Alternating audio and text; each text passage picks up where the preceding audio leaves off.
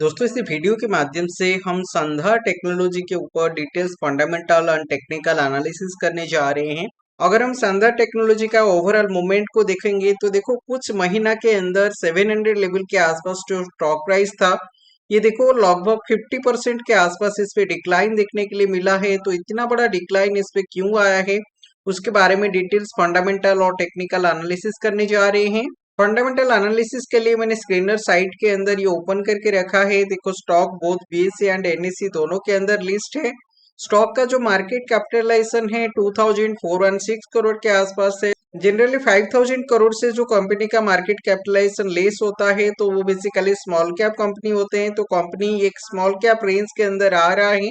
Current market price इसका 401 के आसपास है। तो देखो ओवरऑल 700 लेवल से इस पे हमको फॉल देखने के लिए मिला है। लेकिन अभी जिस लेवल के आसपास सपोर्ट आ रहा है, क्या इसी लेवल के आसपास प्रॉपर सपोर्ट बन सकता है, उसके बारे में डिटेल्स पे जानेंगे। स्टॉक का जो पी है, पी थोड़ा अट्रैक्टिव है। 17.9 के आसपास पी वैल्यू हमको देखने के लिए मिल रहा है। जनरली किसी कंपनी का पी वैल्यू अगर 10 to 15 रेंज के अंदर रहता है तो काफी अट्रैक्टिव माना जाता है। ये 17-18 रेंज के आसपास आ रहा है, जो कि काफी अच्छी बात है।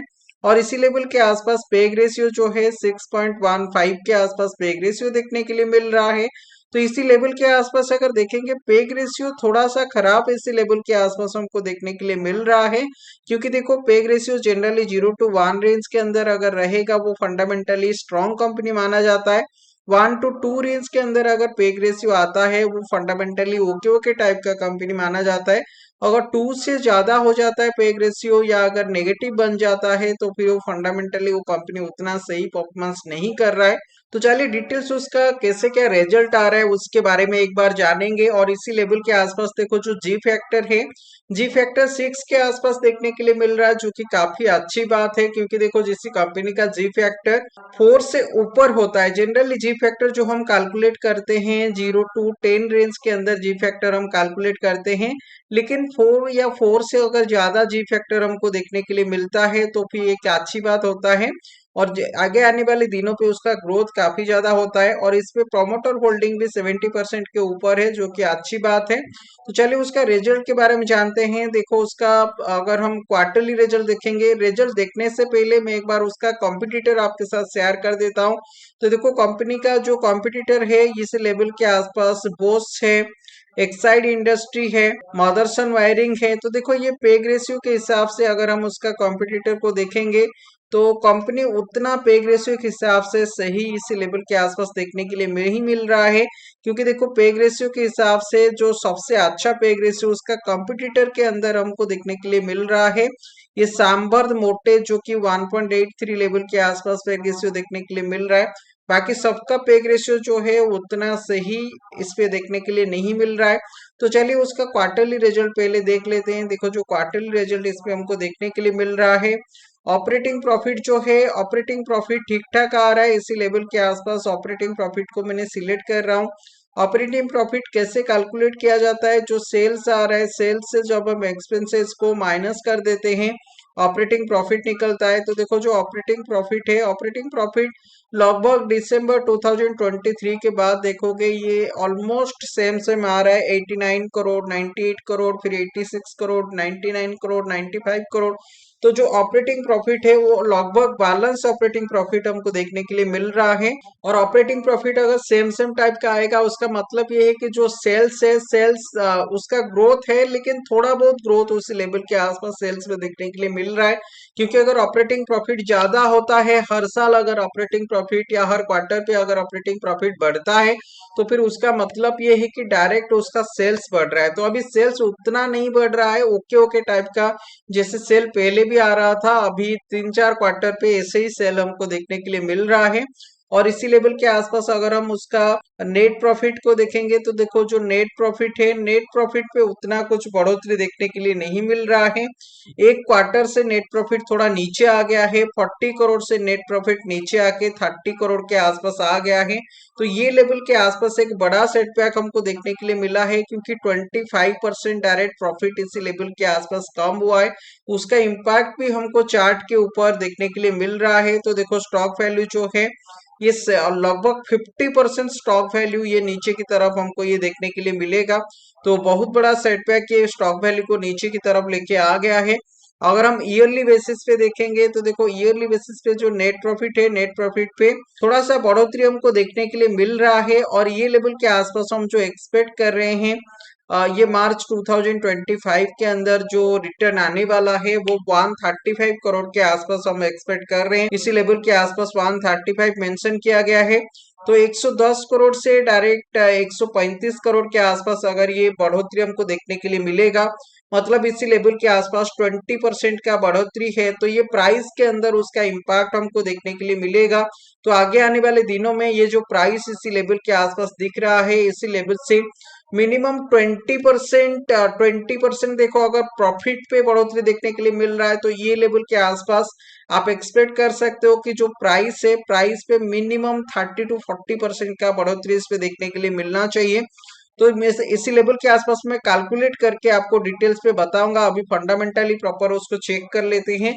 और ये लेवल के आसपास अगर हम फंडामेंटल के हिसाब से कैश फ्लो को देखेंगे तो देखो अभी एक अच्छा कैश फ्लो हमको देखने के लिए मिल रहा है। जो नेट कैश फ्लो है, कैश फ्लो देखो धीरे धीरे इस पे बढ़ोतरी देखने के लिए मिल रहा है और अभी मार्च 2024 के हिसाब से 27 करोड़ के आसपास ये कैश फ्लो हमको देखने के लिए मिलेगा। देखो कैश फ्लो एक अच्छा सेक्शन होता है, उसके अंदर तीन एक्टिविटी कंपनी का पता चलता है। पहला होता है ऑपरेटिंग एक्टिविटी। ऑपरेटिंग एक्टिविटी पे कंपनी का जो भी प्रोडक्ट है, प्रोडक्ट सेल करके कितना वो कमा रहा है उसके हिसाब से डिटेल्स पे पता चलता है। और उसके बाद आता है इन्वेस्टिंग एक्टिविटी, मतलब कंपनी कोई दूसरे कंपनी पे इन्वेस्टमेंट करके कितना क्या इनकम जनरेट कर रहा है उसके बारे में पता चलता है। और थर्ड पे आता है फाइनेंसिंग एक्टिविटी। फाइनेंसिंग एक्टिविटी पे कंपनी वो जो डिविडेंड वगैरह प्रोवाइड कर रहा है उसके बारे में पता चल रहा है। तो देखो इसी लेवल के आसपास कंपनी का डिविडेंड अगर देखेंगे, डिविडेंड पे ये थोड़ा थोड़ा डिविडेंड दे रहा है ये कंपनी। तो डिविडेंड पे देखो डिविडेंड पेड के हिसाब से यहाँ पे मेंशन किया गया है। तो बेसिकली वो डिविडेंड जो होता है वो फाइनेंसिंग एक्टिविटी के अंदर आता है। तो अगर कंपनी के पास अगर कैश फ्लो बढ़ता है तो एक अच्छी बात है, मतलब वो कंपनी के पास कैश अगर रहेगा आगे आने वाले दिनों पे वो उसको इन्वेस्ट करके और थोड़ा न्यू न्यू चीजें कर सकता है जो कि कंपनी ग्रो होगा। तो ये लेवल के आसपास उसका जो कैश फ्लो है, कैश फ्लो धीरे धीरे बढ़ रहा है जो कि अच्छी बात है। तो चलिए अभी उसका इन्वेस्टर सेक्शन को देखते हैं। देखो इन्वेस्टर सेक्शन के हिसाब से अगर देखेंगे तो यहाँ पे देखो प्रमोटर के पास 70% से ज्यादा स्टेक होल्ड है जो कि एक अच्छी बात है। और ये लेवल के आसपास डीआईआई एफआईआई थोड़ा थोड़ा इसको होल्ड किए हैं और पब्लिक के पास 13% के आसपास ये स्टेक होल्ड है। तो इसी लेवल के आसपास देखो प्राइस जो है, प्राइस थोड़ा बहुत ऊपर की तरफ जाना चाहिए रिजल्ट के हिसाब से। चलिए वो कितना ऊपर की तरफ जाएगा वो डिटेल्स टेक्निकल एनालिसिस करके जान लेते हैं। इसी लेवल के आसपास देखो ऊपर लेवल से अगर आप फॉल देखोगे, मैंने यहाँ पे फिबोनाची रिट्रेसमेंट ड्रॉ कर देता हूँ। देखो ऑलमोस्ट ये 61% के आसपास ये फॉल हमको देखने के लिए मिल चुका है। और 61.8% जो लेवल है उसको गोल्डन फिबोनाची रेशियो लेवल बोलते हैं।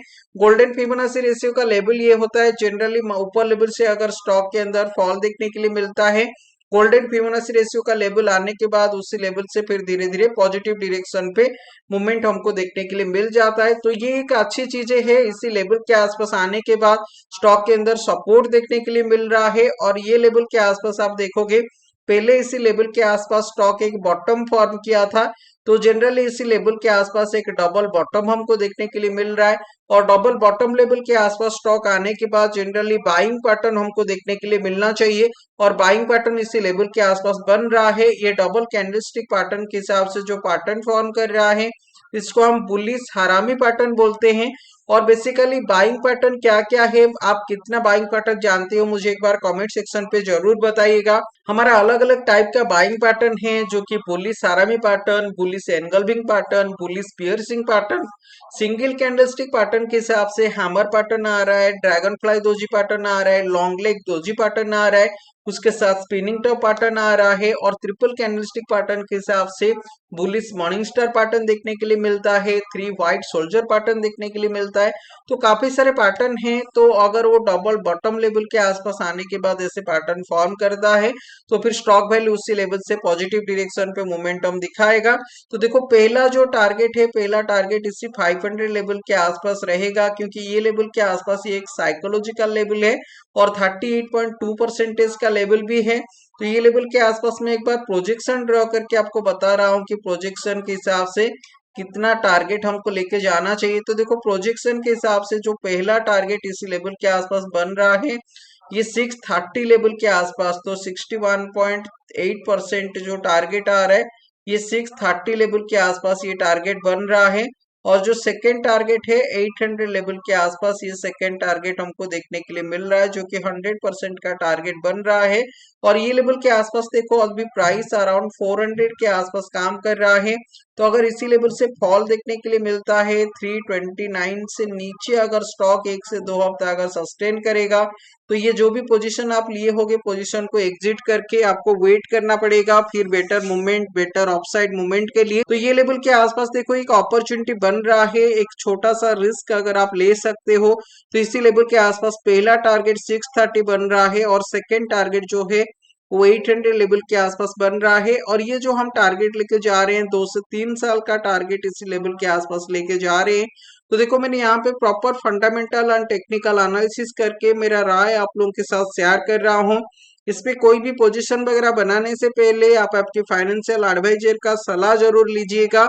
आप लोगों को क्या लग रहा है स्टॉक वैल्यू कितना ऊपर या कितना नीचे तक जा सकता है, मुझे कमेंट सेक्शन पे जरूर बताइएगा। और आप इस स्टॉक पे कितना क्वांटिटी होल्ड रखे हो वो भी कमेंट सेक्शन पे जरूर बताइएगा। अगर वीडियो के माध्यम से आप लोगों को कुछ सीखने के लिए मिल रहा है दोस्तों, वीडियो को लाइक जरूर करना। पहली बार अगर वीडियो को देख रहे हो चैनल को सब्सक्राइब करके जाइएगा ऐसे इंफॉर्मेटिव वैल्यूएबल वीडियो पाने के लिए।